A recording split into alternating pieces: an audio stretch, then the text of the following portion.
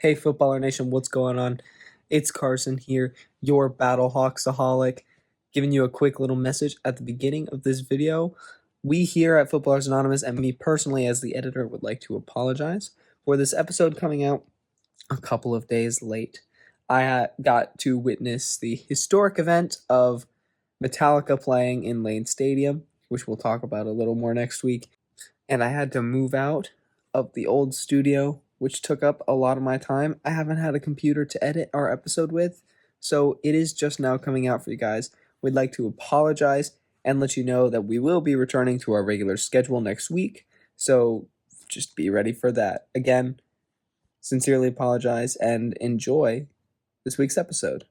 Hello, Footballer Nation, and welcome to the greatest rising podcast in football. My name is Carson, and I am a Battlehawksaholic. My name is Alex, and I'm a Panthersaholic, not to be confused with Carolina. And I'm Ian, and I'm a Brahmasaholic. I didn't think you'd say it. It's impressive. To hear more about one of the most exciting weeks of the UFL season, make sure to stay tuned for the rest of the podcast. But first, we gotta roll that intro.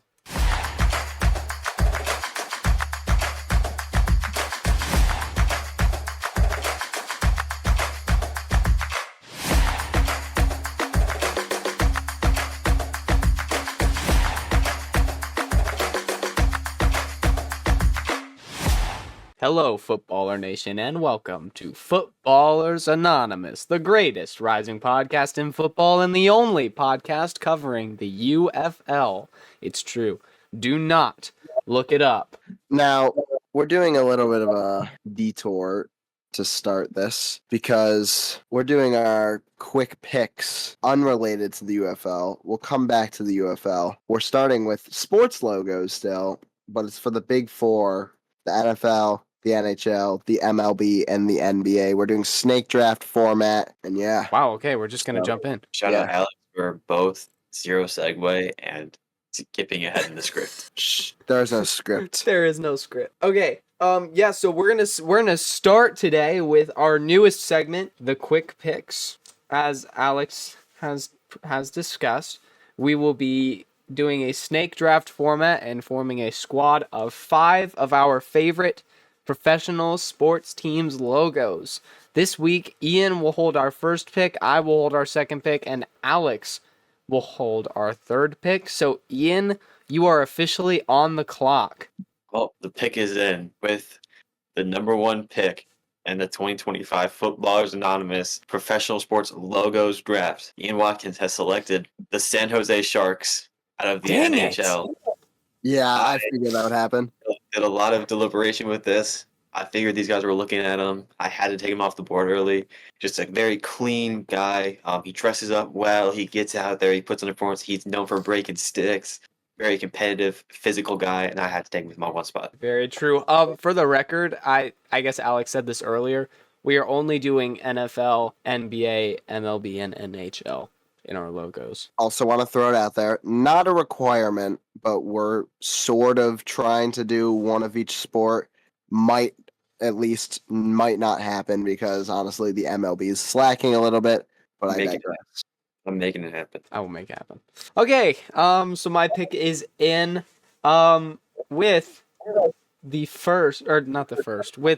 second overall pick in the Footballers Anonymous 2025 Professional Sports Logos Draft. The Carsons will be taking the Miami Heat. Interesting. I freaking love the Miami Heat, and it came down between, for the NBA, it came down between one of two. I think I might be able to snag them both, but we'll see. But the Miami Heat is just so clean, and it translates to their uniforms so well. I love the colors.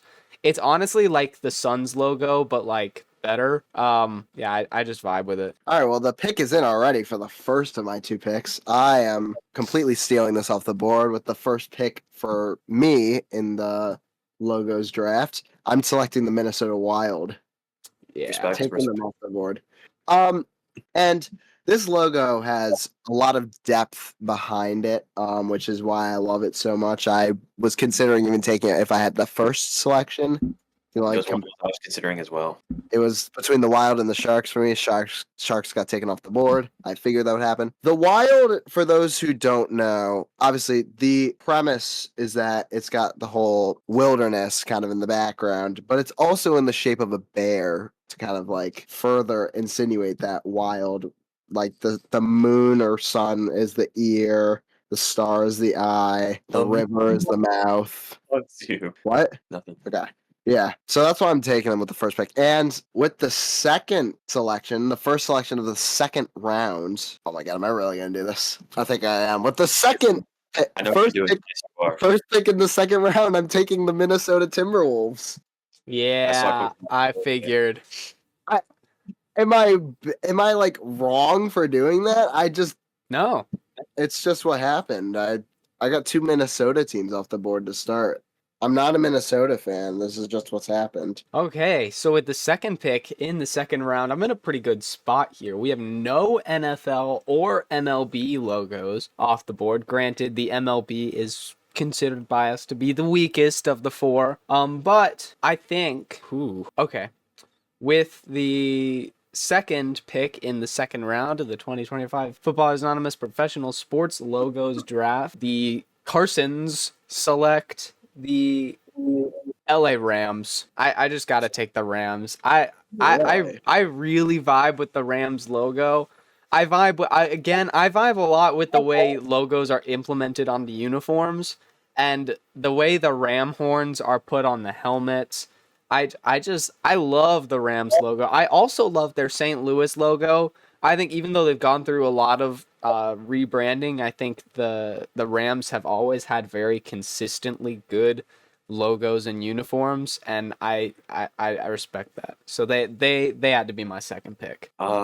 So I went San Jose in the first round. So now I have my double picks. I still have 3 leagues to touch up on. I'm not going to touch MLB yet. With my first of 2 picks, I'm going to be drafting the Dallas Mavericks out of the NBA. This logo is very clean, in my opinion. I love the color scheme.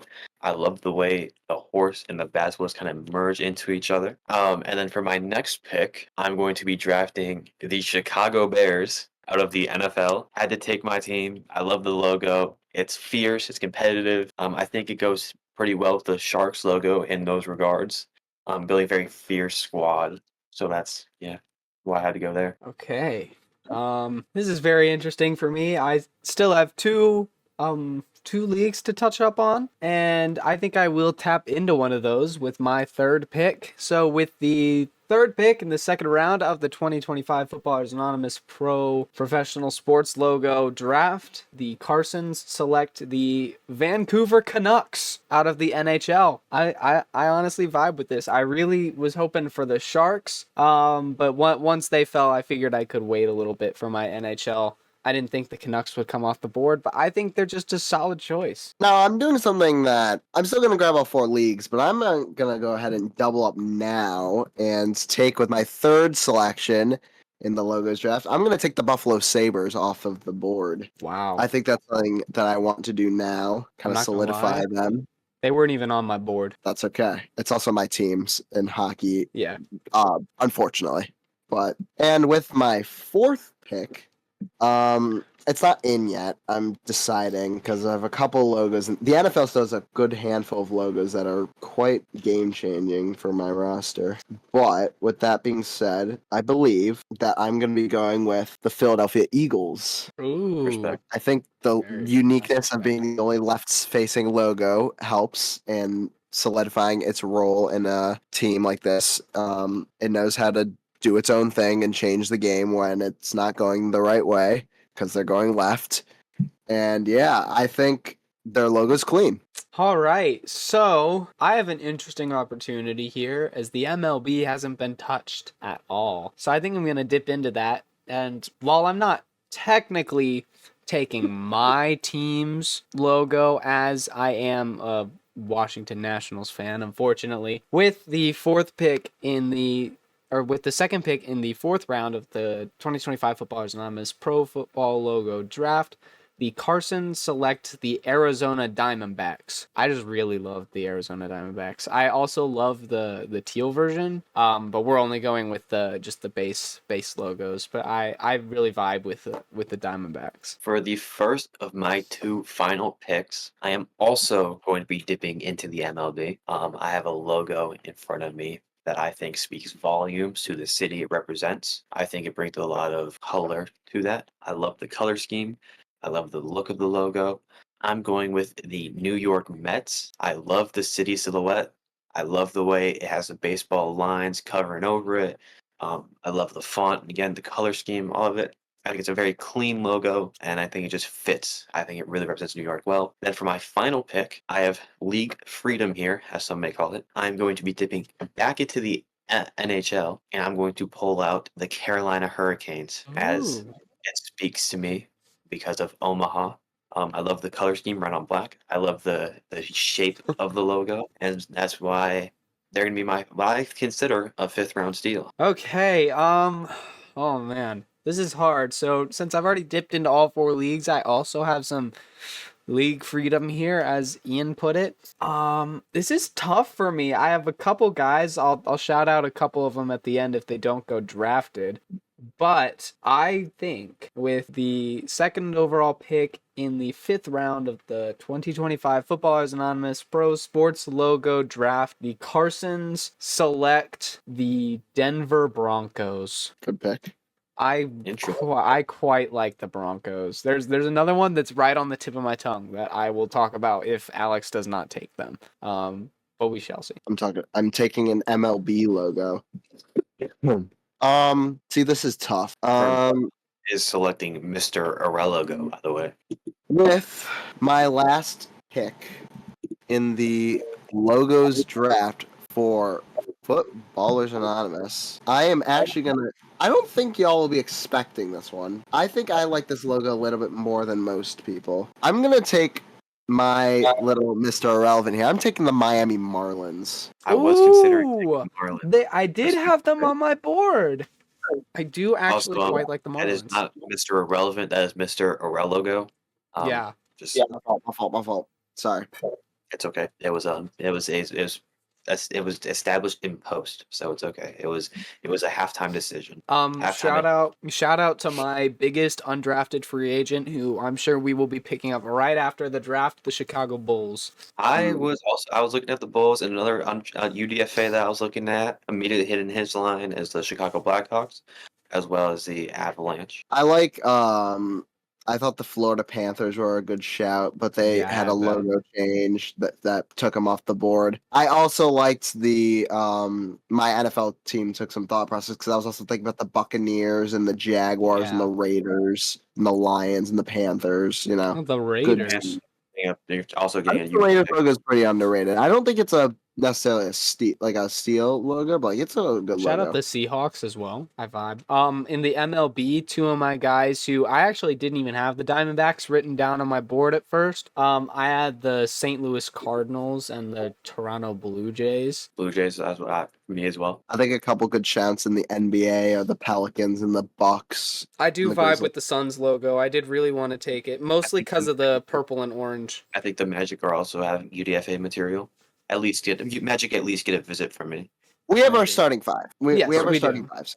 We're good. And there's lots of free agents. Now, if you want to hear us draft something, make sure to leave it in our comments or on our We Asked You to Ask Us Questions post, which we'll get into today in just a minute here. If you want to see us do quick picks for some completely random thing, literally anything, we can do movie characters or foods or logos or whatever you want. Just give us Make sure to something. go down in the comments. Let us know. We could draft Footballers Anonymous member pictures if y'all want. We don't Pictures care. of Footballers Anonymous members. Oh no. Like we could draft episodes or something. I don't even know. Oh, okay. Suggest something. So make sure to go down into the comments. Let us know our draft grades, who won the draft, and your ideas for what we should draft next. Speaking of the comment section and you going and reaching out, we do have some questions this week for We Asked You to Ask Us Questions and we answered them. So we're gonna get right into them. This first one is from an Instagram account titled Mrs. MJ Rogers, and she asks, when are you going to bring the moms on? The mom That's pod? That's it. That's the question. Like the mom pod? Like we Oh. gotta bring the moms on for a pod You episode. would ask that. Special it could be a Mother's Day special feature. episode, yeah. Special Mother's Day Yeah. episode. Could do that. That'd be hype. I would vibe with that. Although we would have to do that like next week. So I don't. Yeah, that's true. We'll have to see what happens with moving out. The moms will make a pod appearance one day. One day. One day. It'll probably it might take a while, but one day. And our second question comes from this guy called Carson Bairdo 5. Seems like a pretty cool guy. He asks a very interesting question. Who would win? 100 gorillas or one Mitchell David Trubisky? I mean, the answer is Trubisky. obvious, but like Mitchell David Trubisky would win. Mitchell There's no David Trubisky would win. Trubisky But immediately. I think we need to talk about how David Trubisky would win. Well, the question: does he have a football or does he not have a football? That's what we have to start with. I feel like he probably wouldn't have a football, you know, to be fair. Like if the gorillas don't have like, I don't know what gorillas, like a banana. I would say if the gorillas don't have bananas, then Mitchell David Trubisky doesn't have a football. That's fine. He could throw a gorilla like a football. That's true. He could easily. I honestly see him like almost bowling with the gorillas. He could do that too. That's true. Yeah, I don't like the. I think the 100 men versus one gorilla thing is stupid because 100 men would win, but 100 gorillas versus Mitchell David Trubisky is even more clear cut than Mitchell David Trubisky would win. I 100% agree. Those are our questions of the week. If you want to hear your questions answered on the pod, make sure to follow all of our socials. We post them on Instagram and sometimes YouTube, sometimes not. But you can always drop your comments. And if you have questions in your comments, we will also bring those onto both our comment of the week segment or our question of the week or our we asked you to ask us questions and we answered them segment, depending on which one it falls under better. From Andrew Baird 6170. Life is gonna be the bust of the draft. Horrible take. Alex can't see talent if it's staring him in the face. Wow. Alex said that life would be the bust of the draft last episode, and I personally thought that was an insane claim, and I don't know. Listen, I'm not very well renowned in my serial knowledge. I was kind of going into that draft blind, so I had to spitball a little bit. It was for the content. It was Not for for the the good content. Shout out. We need a life. Someone go take that clip and drop a life edit. A life edit. Really, Please still with the do. Rolios. Shout out Footballers Anonymous. They actually replied to this comment. The Footballers Anonymous media team that we have. So they took to it, as well as our legal team. Defending our image. They said, and this is a full disclaimer for just all of our listeners. We here at Footballers Anonymous value credibility and ownership. While we encourage bold opinions and spirited debates, we also recognize the responsibility that comes with sharing takes under our brand. In response to your comment, we want to clarify that Alex's recent assertion that life is the bust of the serial draft was made in his personal capacity and does not reflect the collective views or standards of Footballers Anonymous. We acknowledge that serial rankings are a very serious matter, and Alex's take, while passionate, was not subject to our usual rigorous vetting process. Rest assured, this was an isolated incident, and we remain committed to delivering thoughtful, informed, and respectful commentary, especially when it comes to issues as crucial as breakfast food. Thank you for holding us accountable. We appreciate the engagement and will strive to uphold the integrity that you expect from us. We're all saluting right now. Let's ride into the next part of the episode. Let's ride in the next part of the episode. All right, guys. Guess what's back? Back again. It's Carson's college knowledge. My friend. We're so back, guys. So a lot of Carson's college knowledge for the next couple of weeks is going to be all about our nice little rookies.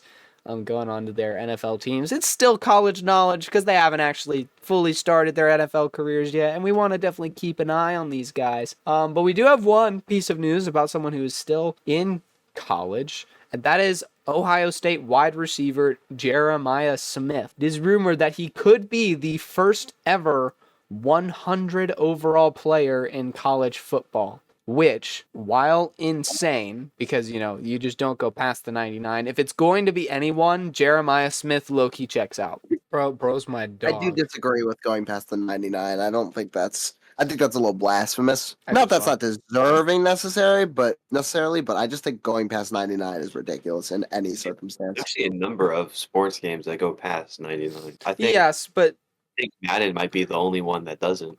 But Madden and college football are like they're essentially the same developers, same company. It's the same ranking system. Granted, college football number, I will say, a 100 overall in college football would still be like a 95 or something like that. You still have 99 overall as the cap in 2K, and then NHL also has 99 as the cap, and Connor McDavid's only like a 96, 97 last I checked. Like, he doesn't even get to 99 in that game. Like, 99's a notorious cap for a lot of sports. And also, what about the 99 club? Is that just not a thing anymore? Like, does that just not matter? Was that a college thing? I know that was an no, it was an NFL thing, but like again, it's essentially the same rankings. And I play both the games. They're if Jeremiah Smith's gonna be 99, what's stopping Madden from giving out 100s? The only difference between the two games is the fact that the college football gameplay is actually fun. Going into the rest of our rookie knowledge, Dylan Gabriel predicted his draft pick by talking to a bird. And that is not a joke. You should 100% go onto the NFL page and watch it. Because he was like on a mountain or something, and he was doing bird calls, and he talked to a bird, and he goes, 94th Cleveland Browns. And he was actually right. The bird predicted his draft location, so that's cool. Honestly, the Browns probably just saw that and decided, hey, we might as well make it true. Why not? This is true. Possibly the chosen one for the Browns. Jackson Dart is the chosen one, but well, yes, this is true. Phil Simms said that he would be okay with either Jackson Dart or Abdul Carter wearing number 11. We were talking about this before we started the podcast. The controversial issue of unretiring numbers. Are we fans of that? We'll note that the reason why 11 is not being unretired is because Phil Simms' family said no. Yes. But yeah, for the whole topic of should a team do or do not retire a number, I think as long as it's the player's sole decision, there's no reason they shouldn't. As long as if the player looks at a rookie and says, hey, I really am looking forward to your play style, I have a lot of faith in you, because of that I'm going to take my historic number and bequeath it to you, I think that's totally fine. I think it could be a good confidence booster for a rookie. It could create some, good stir, some good publicity, even if some people care about that. But if it goes to the organization, or in this case, the family, I think that's pointless. I think there's no point. I think it's just a waste of everyone's time. I don't mind it. I don't necessarily fully agree with it because I feel like retired numbers are retired for a reason, but I understand the premise, so I'm not opposed. I wouldn't say I'm necessarily opposed to it. I just feel like we've been hearing about it way more this year than we ever have before. I think the Cam Ward thing really started a lot of conversation there. I think if it's not handled carefully, it's going to eventually degrade the specialness that is having a jersey retired. I think if it's going to be something that happens, it should be pretty rare. I think Cam Ward, I think that was pretty reasonable. I don't love the idea of, I don't know how I feel about Phil Simms. He was okay with it, so I mean, I there's no harm there. It's just hard. At that point it's like, why are we retiring numbers if they're just gonna get given to all the rookies drafted in the first round? Cardinals second round pick Will Johnson, cornerback, has said that every team that passed on him is gonna pay. Little Josh Rosen-esque, but also I feel like every other prospect in this draft has also been reported saying something like that. So I'm not worried. I mean, it's totally valid. He was a top 10 prospect and fell all the way to the second round. For no real apparent reason other than some possible injury, lingering injury risks. I think he'll be a star in the league for sure. I don't know. I think it would be really funny if he I don't know what I was gonna say. Anyways, love the energy from Will Johnson. Travis Hunter, has been telling the Jags that he can also play quarterback, which is a thing. Watch out, Trevor. Yeah, watch out, man. He was saying it in more of a trick play context. Yeah, of course. Yeah. He could chuck the ball if need be, and honestly, I'm all for it. Hey, man, If they can do it, why not? He's just an all-around guy. I mean, I'm here for it. Like that's so fun. Should also be worth noting Travis Hunter was caught playing Clash of Clans during the draft in the green room, Huge W. which is a huge W by Travis Hunter. Ba ba ba ba. So, When's the last Exactly. time you played Clash of Clans? oh, it's been forever, but I'm also a Supercell. I played game it for addict. like 2 weeks, like a couple years ago, but I did play.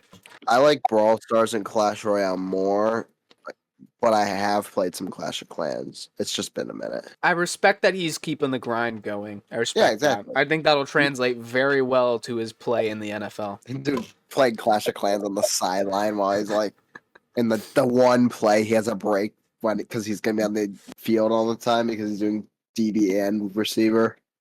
Facts. Bro's going to be all over the place. Speaking of all over the place, we're going to get into the main part of most Footballers Anonymous episodes, our Footballers Anonymous Power Rankings for the United Football League and spring football. As y'all know, the power rankings have some baddies. Wait, we have to do our classic.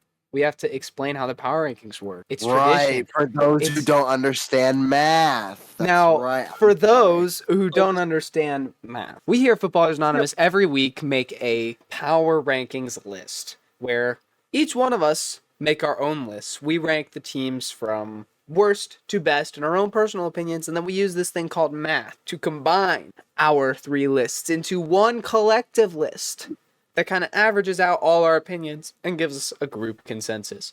Now, occasionally, because math, sometimes we have ties between the teams on where they stand, in which case we discuss them and then we vote on which one. This has only happened once for the UFL because there are only 8 teams.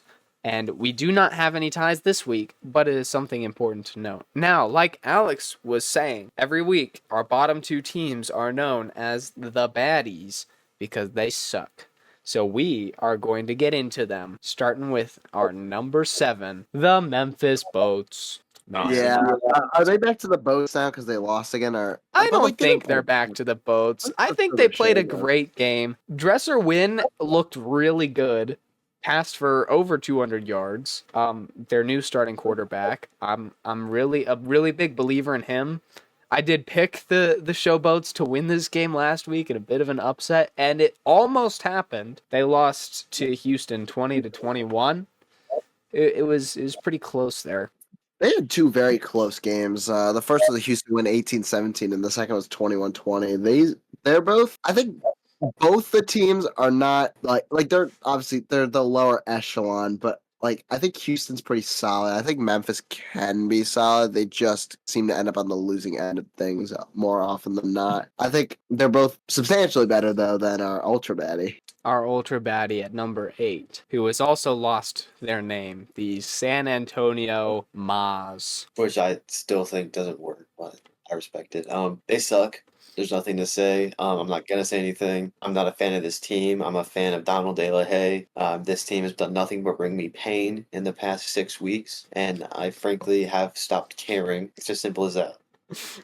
Don't you guys love spring football? This team is single-handedly ruining the UFL experience that I've been dying for. You better start rooting for an expansion team next year. Bring back the Stars. There's a very good chance that one of Ian's teams will be brought back as an expansion next season. Oh yeah. What's your other team? You had the Stars and the Bring That's Seattle Sea Dragons. Bring back the Oh yeah, Stars. they should come back. Or just throw in a Chicago team. I'll be happy. So there you go. The San Antonio Brahmas are our ultra baddies, and Oh. Watch yourself. sorry, the San Antonio Mas are our ultra baddie. Less is Spanish for more. They're not doing anything more. There's so much less. And More pain, losing. more pain. More losing. Coming in at number 6, we have Houston. the team that beat the Boats by 1 point. Correct. Things aren't as rough lately. They've started to pick up their play a little bit. They've gotten to a 500 record, and they have a big game next week.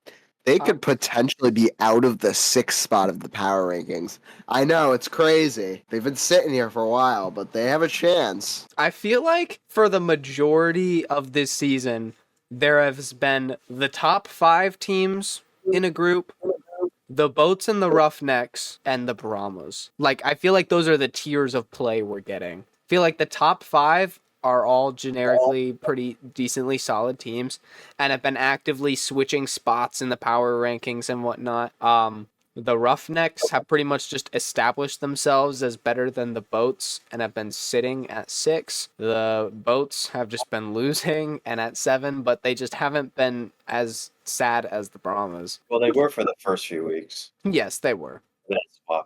They've established themselves as only normal baddie material. But that could change this upcoming week, especially with the potential downslide of our number 5 team. The back-to-back-to-back defending champion Birmingham Stallions coming in at number 5. They did have a very good game, a very good Case Cookis game against San Antonio. 3-26. I mean, of course, I'm still waiting for my Case Cookis legacy game. Respectfully, I don't count a win against the Brahmas, but Especially when the Roughnecks beat them 27-3 just a week ago. They even put up one more point. So Case Cookis did not have a legacy game. I'm waiting for that Case Cookis legacy game. I'm waiting. Ian's hyped him up so much. I'm waiting for it. Hasn't happened yet, but. Credit where it's due. They played well. They didn't fall in the trap again. They bounced back after losing to the Showboats. But they gotta play the Roughnecks, and if they lose to the Roughnecks, they are dropping to 6 if they lose to the Roughnecks. Unless the Renegades just get blown out like 50-something to nothing, then maybe they'll be 6. But besides that, yeah. Yeah, there's speaking of the Renegades, they are our number 4 team. They lost the maybe the most boring game of this week in a 6-12 loss in St. Louis. That was just kind of a difficult watch. Great defensive play on both sides. In my opinion, it's sad to say that this is a weekly occurrence. Explain. It's Just the state of the game, just the excitement of the game. It's something that we see not from these two teams specifically, just in general. Week to week, we've had at least one, sometimes 2 of these sort of games. It's very hard to predict because there have been some amazing games and some really bad ones. And it's not like the NFL where you can usually tell what those are going to look like. Yeah. Honestly, this was supposed to be a pretty good game because those are 2 high-flying offenses, and they just both crashed. Now, I will say, quality of play has gotten better. I think the past 2 or 3 weeks have been pretty electric overall compared to the first couple. But, we still have these kind of games. It's okay. It happens. Good defenses will do that. I think the defenses are still a little bit better than the offenses typically right now. I will say I did look at the injury reports for both of these teams. They both did have some decent injuries, especially on the offensive side of the ball. That probably helps too. Which definitely helps. And the defensive play by both teams. We'll talk about St. Louis more later, but by both teams, it was really good, and that's usually not nearly as entertaining to watch. I was telling Ian and Alex earlier that it reminded me of the Saints-Eagles game in the NFL season this year, where it was just all defense all day. Also, so many flags, but it was a game, and I'm genuinely putting the Renegades on fraud watch here because there were some injuries, but 6 points is crazy. And losing to the Battlehawks when they only put up 12 is also crazy. 1 touchdown all game. It was pretty boring. Coming in at number 3, it should be noted something very interesting that hasn't really happened with our power rankings before. All 3 of us have different top 3 rankings, which is pretty cool. But coming in at coming in at number 3, we do have the DC Defenders, who took a beating this week. I'll talk about the Panthers a little more later, but the Defenders did not look good on Sunday. Sunday? Yeah, on Sunday. Yep. Defenders did not look good on Sunday. It was a crapshoot over there Nice. in Michigan for them. And Bryce Perkins absolutely diced their defense. I mean, Bryce Perkins was hitting I'll talk about Michigan later. Sorry, don't want to spoil. It's very hard to do that when there's only 8 teams. But yeah, if you're getting no look passes hit on you by UFL quarterbacks, that's a little crazy. Yeah, DC. I mean, Jordan to Amu's my receivers down there somewhere strategy. Finally really did not work well for him. He did have one just totally random touchdown pass, but otherwise it was pretty rough. His low completion percentages really came and bit him when he probably needed them the most. Yeah. He's such a very strange quarterback in the UFL, because by his stats you would think that he's really bad, but he's been winning games. The Defenders also have an issue. Like, they have a lot of passing. They got a good amount of passing, but they cannot run. They were not able to run the ball that effectively on the Panthers. Like, it was decent running, but it did not help when they were down. I mean, part of it was because they were down so much and they couldn't really afford to run the ball. But I don't know. So it was a combination of the Defenders having a not great performance and the Panthers just having an absolute masterclass performance at the same time. And we talked about the Defenders' run game last week. I know we shouted out Abram Smith, who's a very big name for them. I don't know what his stats were for this game. I can look them up. The main running back.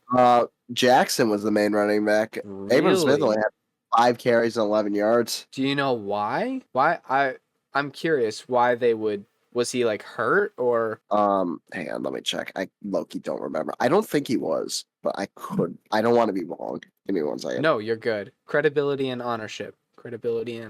5 carries for 11 yards. That's awful. That's like 2 yards a carry. Oh my gosh. Hold on, let me look. Yeah, their leading rusher was only getting 4.7 yards a carry, with 10 attempts for 47 yards. Jeez. No, he was not injured. He had an ACL injury last year, but he wasn't injured. It was just, Jackson was running more effectively. He had 10 carries, 47 yards, which is better. That's pretty good.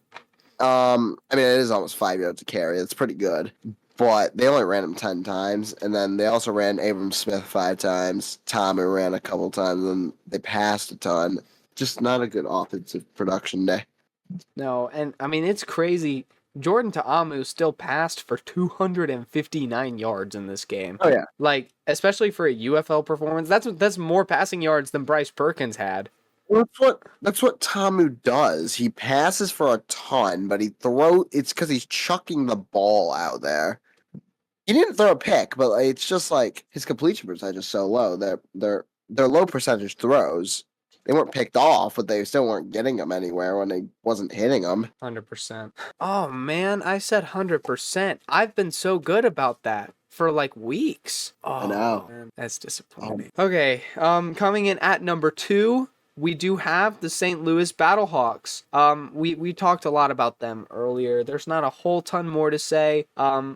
Definitely a little worried on the offense, but also we've talked about the Renegades having a masterclass in defense, probably a top 2. Knew this would happen against a bit of an injured squad, but the St. Louis defense stepped up big time, which was huge, and that was definitely the highlight of this game. Shout out for this would honestly be stat line of the week material for Ian.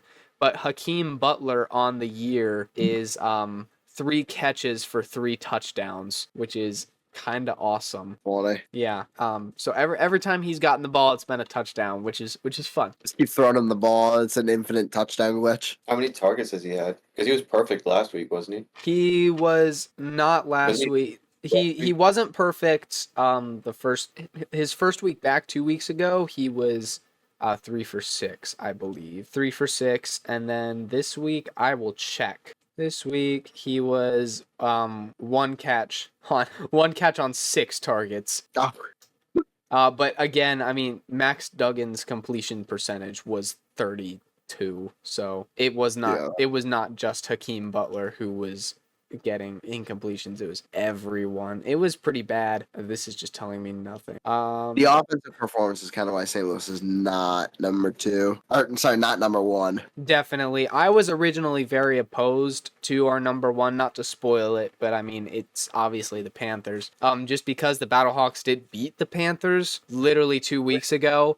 But then I did actually watch the condensed game, and I mean, the offensive performance was just like Incredible. and day here. Absolutely. I still think if the Battlehawks play the way that they have been, then it's still a very tight race. But I Yeah. mean, this week, like the Panthers just brought home the bread. You know, maybe next week the two of them will tie for that. We'll have a tie for the first place position between the Battlehawks and the Panthers. And you know, if you're tying for first place, you could be tied but not beaten. But when you're looking at a team like Michigan's offensive performance, I mean, when we're throwing out no look passes, I mean, Perkins was on his game. Obviously, he didn't pass necessarily a ton, but he didn't really have to. And when he did, he was on the mark, as he's been all season. He's had one of, if not the highest completion percentage of quarterbacks in the UFL. We had a good amount of rushing with Perkins as well as Tawa. Listen, I'm sorry if I butchered it, but you know, rushing game was been great as it has been. Perkins gets a lot of yards on the ground as well as in the air. He had a really nice rushing touchdown that Yes, I he like. did. Get a move on that, and then there's the no look. I mean, we just look really good right now. This is actually really funny. I'm reading this now. Shout out us for our top 2 receivers being tight ends, not just 1, 2. You This know, is shout really out crazy. the Panthers too. I want to talk about, because obviously last week we gave a very big shout out to to Bryce Perkins, and then he absolutely delivered on our hype and put up an MVP caliber performance. But we also got to shout out the rushing core for Michigan, which hasn't been something that's really stood out before this week. But 3 different guys getting rushing touchdowns, 2 of which were quarterbacks. Granted, I didn't know that. Was Tawa? No, Tawa's not a quarterback. He's a running back. I didn't know that. Also, I've never Tawa heard of him. has been good. But I think the combination between McCary, Tawa, and Perkins, they were lighting up like they were running all over DC, and it was crazy, especially because DC has had a really good front the entire season, and they just got smoked. Yeah, they've been falling off the past couple weeks. I don't know what's going on, but it's a little concerning. That All was not right. for free. Now we're getting into our predictions. Wait, Alex, you're Oh, jumping the you're gun right. again. I've been doing that. Yeah, Alex is low-key cooking, which I appreciate. But going through our power rankings one more time, we have at number 8, Ultra Batty, the San Antonio Maz. At number 7, the Memphis Showboats, or the Memphis Boats, however you'd like to look at them. At number 6, we have the Houston Roughnecks. At number 5, we have the Birmingham Stallions. At number 4, we have the Arlington Renegades. Both number 4 and 5 will be on Fraud Watch this week. At number 3, we have the DC Defenders. At number 2, we have the St. Louis Battlehawks. And at number 1, we have the Michigan Panthers. Friendly reminder that these are our power rankings, which automatically makes them better than Pete Prisco's, because he hates the UFL because he's a bum. Dude, we should have called this next part Quick Picks. That is a severe oversight from the naming committee, aka me. This is facts. So I apologize for that, but next week we will have a goated name for this segment. We will have a goated name. But for now, We are going to be calling this segment the Goated Name segment. Go Alex, to name pick'ems. why don't you take us through what Week 7 is going to show us in the UFL? Well, sorry, I want to get the dates and times. Oh, good. They are in order at least. I already got. Oh, yeah, I already know think, that. I know that. think I have a guess name. Hold on. Starting off on Friday Night Football, we got a barn burner. Defenders at Brahmas. Now, Brahmas did beat them the first time, but I don't know if it'll be the same this time. But we'll have to see. It'll be interesting. It's being played in San Antonio at 8 p.m. I'm going with the Defenders. Okay, so hear me out. Don't you dare pull on me. Listen. Last week, Alex picked the Brahmas, and it was the worst decision ever. I can't do it. I can't. I gotta pick the Defenders. I can't. I want to for media purposes, but I can't. I already have an upset going in this week. I can't. This one. I do believe that the Defenders are falling off, but it's the Brahmas. The Brahmas have beat them before, but I can't. I'm sorry. I really tried. Good boy. I will not be selecting in the Brahmas' favor a single time for the rest of the year. I'm going Defenders. Nothing else to say. Totally valid. Next, as this is going to be our game of the week, I think it's a pretty obvious choice. It is Panthers at Renegades at 1 p.m. on Saturday. The only Saturday game. That's a good name. Sorry. It's gas name. As a Panthers fan, I'm going with the Panthers. I think we're on fire, and I think the Renegades are on, as we've said, fraud watch, and I think it's going to be another situation like last week. It'll either be another situation like last week or it's going to be scary close. We'll have to see, but I don't like how I don't think the Renegades offense is going to keep up with the Panthers offense. Again, like I said earlier, I do think a big part of Michigan's success was a bit of a defender's fumble this week. But I mean, I can't deny that production on the offense was electric, and the Renegades just haven't been doing it. I know Luis Perez is still that guy, but his team is not clicking, and there's something wrong. And this is at home, so they do have a decent. I know the Renegades have played fairly well at home, but I think this week, the Panthers are hot after beating the Defenders, so I think they should be able to squeak out a win. It's either going to be super close or they're just going to take it. If it is super close, it's going to be a matter of the Renegades offense coming to life because the Panthers have scored 118 points in the last 4 games, have been averaging almost 30 points in the last 4 games. As good as the Renegades defense is, I don't think it's going to be a matter of slowing them down enough for the Renegades to squeak by because their offense isn't playing that great. Their offense is going to have to step up and figure it out. That's what I thought too. I am going to be taking the Renegades in this game for a little bit of an upset. I still have a lot of faith in Luis Perez. I think I have a lot of faith in the Renegades as a unit. Though I am worried about the Panthers competition, I have faith in the Renegades defense, and I think their offense is going to really dig deep, look at what they did wrong this week, and bounce back next week. Coming in up next as Sunday at 12 o'clock, it's going to be the Roughnecks at the Stallions. Round 2 for these two teams. The first matchup went, I believe, 23-16 in favor of the Stallions. And this time around, I actually think the Roughnecks are going to take it. I obviously think I'm a little bit higher on the Roughnecks, and I'm also a little bit of a hater of the Stallions, and they're a fraud watch. But I think this is the perfect game for the Roughnecks to kind of get right into the USFL race. And if they don't win this, I think this is a must-win for Houston if they want to make the playoffs. And I think they're going to play like it. I am going to agree with Alex on this one. For me, I think this is a little bit more of a Birmingham has been falling off a little bit, and Houston has been putting up some decent game. I mean, they played up to the same caliber as the Showboats, who previously beat the Stallions. So I think they stand a very, very good chance. And I agree with Alex that this is a must win, and I think they're going to play like it, and I think they're going to want it more. I really think Houston's going to want this because they need this to get into contention. So I'm going to take Houston on a bit of an upset here. I am, again, going to be going against the grain here. I'm taking the Stallions.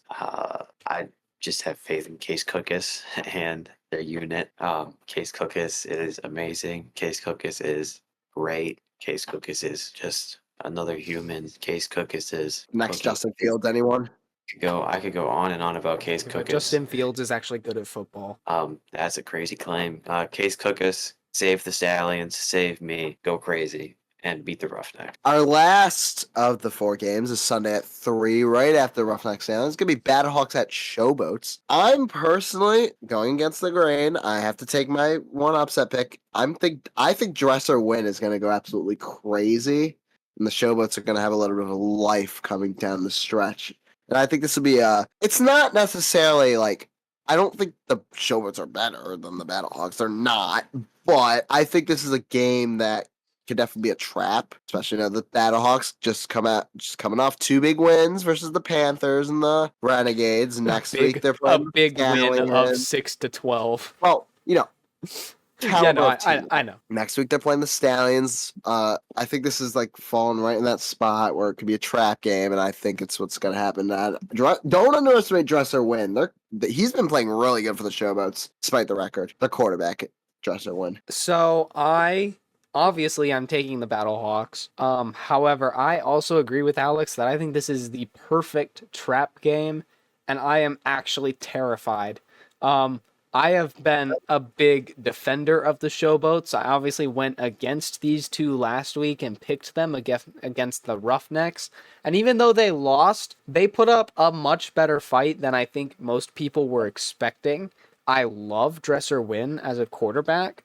I think he's going to keep doing great things. I'm definitely worried about how injured the Battlehawks are. I would like to see them heal up a little bit this week. Thankfully, we are playing on Sunday, so we do have a decent amount of time to do that. But this is in Memphis, and I'm a little scared, but I am picking the Battlehawks. I think I'm not nearly as worried about the Showboats' defense as I am about a team like the Renegades. And so I think the Battlehawks offense should come right back to life and should have a pretty good performance. I'm also going to be taking the Battlehawks here.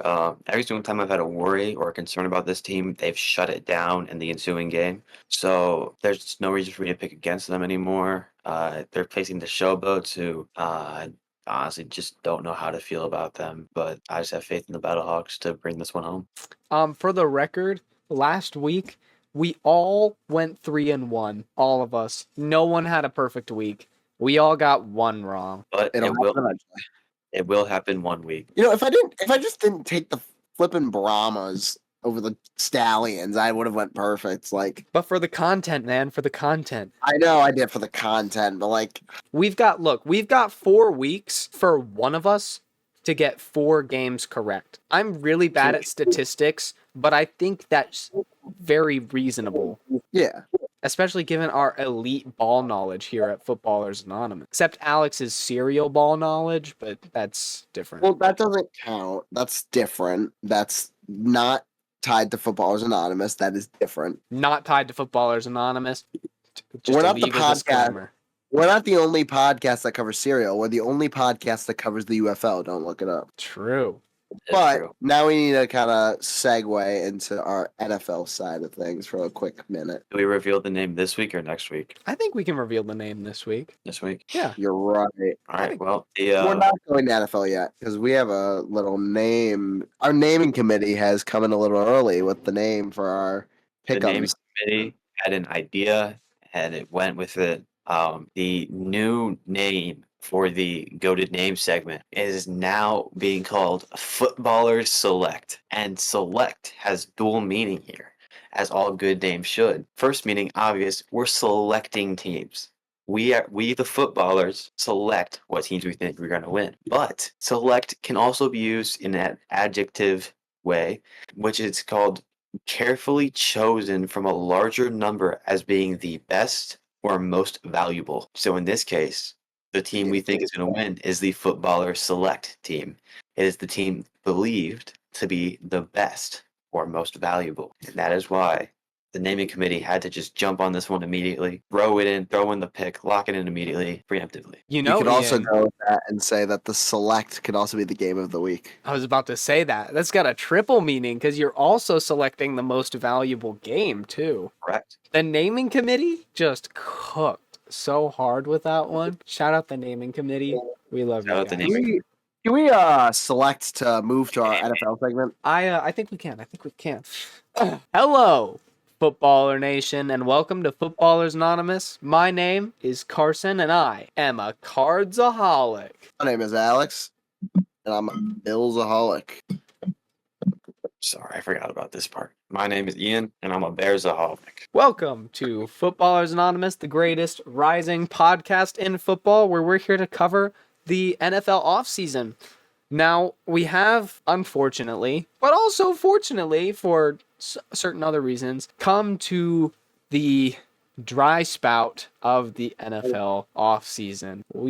For the next few weeks and months, the NFL, with the draft being over, is gonna be pretty quiet. I mean, you've got the NFL social media pages posting the guess the stadium posts now because, you know, what else are they gonna do? So the NFL is going to get a little quieter, and our NFL news segments are going to get progressively shorter. Now, because of that, obviously, once the UFL season is over and we go back to our 2-week format of Footballers Anonymous After Hours that we started with, we'll be able to hit you guys with some more of our off-season projects, which, by the way, update on one of our off-season projects. Alex's schedule prediction is coming out this week.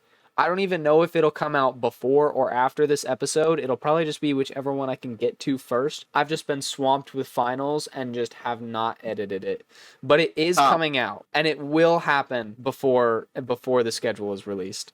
Carson's got all the college knowledge, but he also has to have the knowledge for his college. Correct. Unfortunately, my college knowledge does not often translate to my knowledge for college, which is quite unfortunate. They need to make that a plausibility. Starting off with the NFL news. The 2027 draft is going to be held pretty close to the nation's capital. The Commanders are hosting it this year. Not this year. The Washington. Not this year. Sorry. 2027. I can read. I know my years. 2026 Pittsburgh. Yeah, it's Pittsburgh. 2026 is Pittsburgh, sorry. 2027 is going to be Washington. The Washington Commanders hosting it. Not to be confused with the DC Defenders, because they are not the Washington Defenders and the DC Commanders. Okay, bro. Honestly, DC Commanders would sound better than Washington Commanders. Honestly, yeah, DC Commanders does not sound that bad. You know what would have sounded amazing, though? And sorry, this is just a little random thing I'm going to say. Anyone else remember when they were taking suggestions and Tom Grossi had that full-on movement to get as many people as possible to vote for the Washington Wildflowers? They should have done it. I voted for that. I voted for that. How gassed would that have been? Honestly, I feel like if they were named the Washington Wildflowers, I kind of am a half Commanders fan now purely for Colin Schley. But they probably would have been my second team. Yeah. They kind of are now. I've usually Washington Wildflowers in the conference championship. Yeah, that would have been insane. The only thing that holds me back is freaking Cliff Kingsbury now. Just please get him off the team so I can fully enjoy the Washington Commanders. Anyways, I apologize that rant. I just thought that was worth mentioning. They could have been the Washington Wildflowers, but no. The Baltimore Ravens have decided to release Justin Tucker and have claimed it to be a football decision. I think we all know the true reasoning behind that. Yeah. I don't think there's too much for us to address on this topic. The Ravens made a decision. That's that. We all know what's happening. So I want to talk about, just because I feel like I've been weirdly a fan of this quarterback on the podcast, despite him being a division rival. Matthew Stafford, we finally got the details of his new contract that he agreed with the Rams on. This is actually a 2-year contract, which is very interesting. A lot of us thought it was going to be a 1-year contract, and we would see them kind of draft his replacement. That was my theory. I was hoping Jackson Dart would go there. He does have a 2-year, $80 million contract, so I wouldn't be surprised if this is his last extension with the Rams. And they start having him mentor someone on the bench next year. I think it's very interesting. It's for $80 million, fairly solid. A little low for a quarterback of his skill, but I mean he also when he tested the waters, there weren't a lot of great places for him to even go. So he's playing for a good team. Jordan Travis, the former Florida State quarterback, just announced his retirement from the Jets. So that was. I don't have a ton to comment on this. I just know he was good, but He was really good in college. Suffered a really bad leg injury that sidelined him for the rest of his collegiate career. Still declared for the draft. Still got picked up by the Jets. I think a lot of people were anticipating his return, hoping for it, and it just seems like that's not going to happen. He was drafted last year in the 5th round, I believe it was. Yes, I believe for the round. I can check. So it sucks to see that he didn't really get his shot, but at least you could still say he was drafted in the NFL and still a part of an NFL organization. I mean, he's no Justin Fields. Like, Yeah, he saw his competition and was like, I can't recover fast enough for that. totally valid. Totally valid. The Falcons offensive coordinator is completely speaking gibberish and is saying he expects a huge season from Kyle Pitts. Like, Kyle what are we Pitts. talking about? Kyle Pitts. Are we really talking about Kyle Pitts having a breakout year? Have you seen what Kyle Pitts does? He drops every ball. He even drops it he gives it to the defenders so they can run back. He doesn't do anything on fantasy. Kyle Pitts is a nuisance, and he is stealing money from the Atlanta Falcons organization. I don't Ian, have what are your much else to thoughts? say. I know you have even stronger thoughts. 2 words. Kyle is the Pitts. That's a little more than 2 words, but yeah. 2 words. 2 words. Kyle is the Pitts. Put it on a t-shirt. Put it on a t-shirt. You know what? I You know, will we- put that we on a should do that. t-shirt. Yeah, I will let's make put it that a on a good time. t-shirt. Speaking of t-shirts, if you want to know where that t-shirt will be available, you should check out footballersanonymous-shop.fourthwall.com, where you can get your latest Footballers Anonymous merch. There are perks.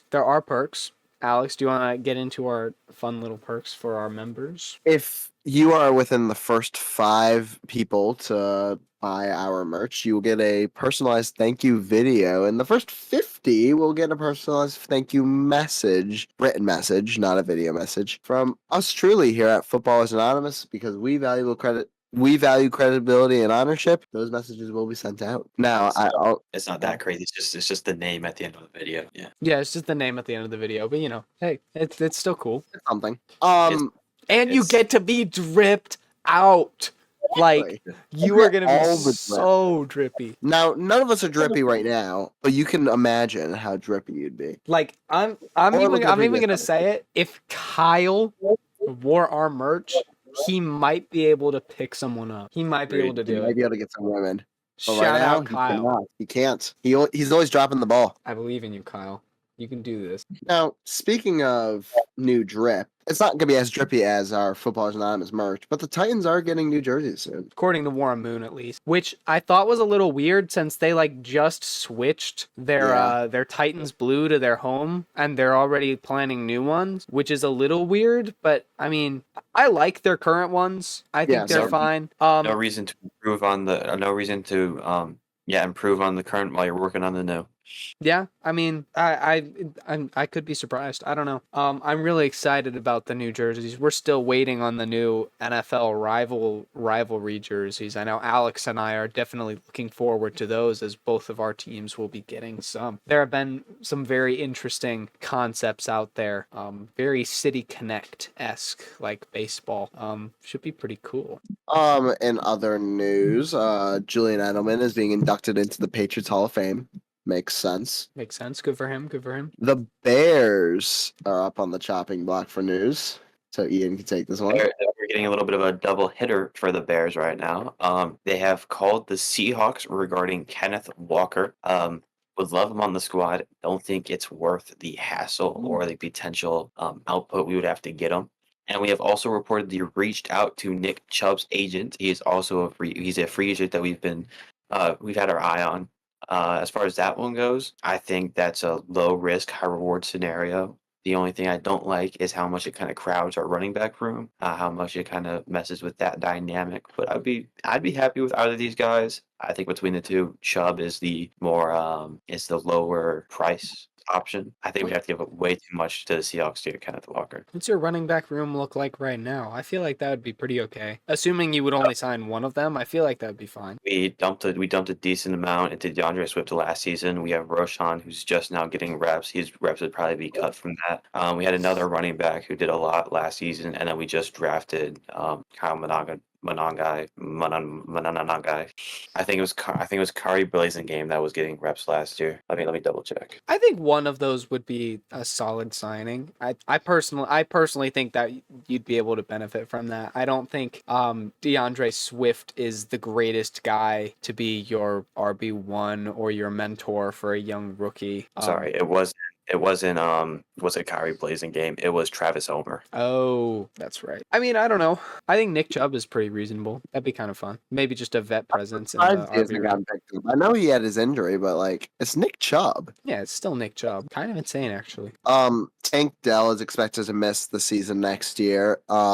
He had a very gruesome injury in the Chiefs game towards the end of the season. So this isn't necessarily super surprising, but it's still unfortunate. Very unfortunate. Also, shout out the official NFL account for continuing to use the play where he made that touchdown catch and then obliterated his leg afterwards. For every power rankings video that they release, they still use that clip, even though Tank Dell got injured.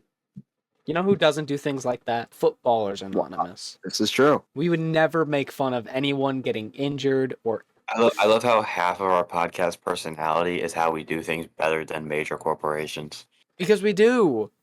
That's what makes small podcasts and entrepreneurs like us so like appealing, is that I will say we do things better. We don't do death better though than the San Antonio Moz. Valid. Unrelated. Bills signed wide receiver Elijah Moore to on a 1-year, $5 million deal. I like the signing. You know, another piece to the receiver room. Pretty good. Hey, it's for cheap. Yeah, exactly. Mike Tomlin is officially the longest tenured coach in North American sports history, entering his 19th season with the Steelers. Is it history? I don't think it's history. I think it's just current.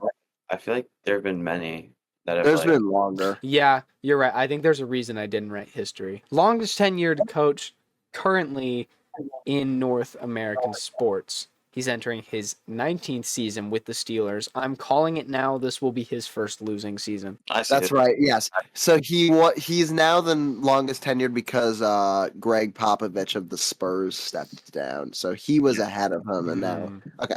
So he's not the longest tenured in history, just the current longest tenured.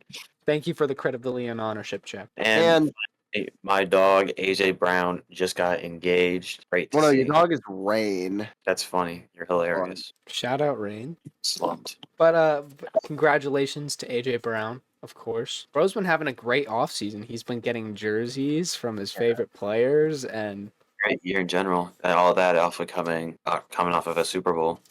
Yeah. Shout out incoming second salute of the episode. Yeah, so before we go, we do have one more piece of very, very sad, disheartening news. This is the last ever Footballers Anonymous episode that I will be recording in the studio. The studio is officially being taken down immediately after recording this episode. This is where the first ever Footballers Anonymous recording happened. And the set has obviously changed quite a lot since then, but this will now be the last. I will be moving out on Thursday and making a new studio temporarily at home until I come back to Blacksburg, in which time I will be in an apartment with another new studio. So, you know, very, very sad to see the Cardsaholic studio leave. Shout out my dorm for essentially being built around this podcast setup. But yeah, so it's all going away after this episode. And then you guys might see the return of a very iconic Footballers Anonymous decor item. The Cardinal. The Cardinal. Yeah. We'll have some sort of studio set up at home, so we can still give the Footballers Anonymous look, but it will be very different than the Cardsaholic studio. So I guess we will be giving one more Footballers Anonymous salute in the studio. But first, big shout out to, again, our Footballers Anonymous VIPs. We appreciate you. There are still two spots left. Make sure you hit up footballersanonymous-shop.fourthwall.com to get your merch while you still can become a VIP. Follow us on all of our social medias. We are on TikTok, we are on Instagram, we are on YouTube, we are on anywhere you listen to podcasts, and of course we are on Facebook, where we only post Minion memes. But with that, thank you for joining us this week, Footballer Nation. Let's ride.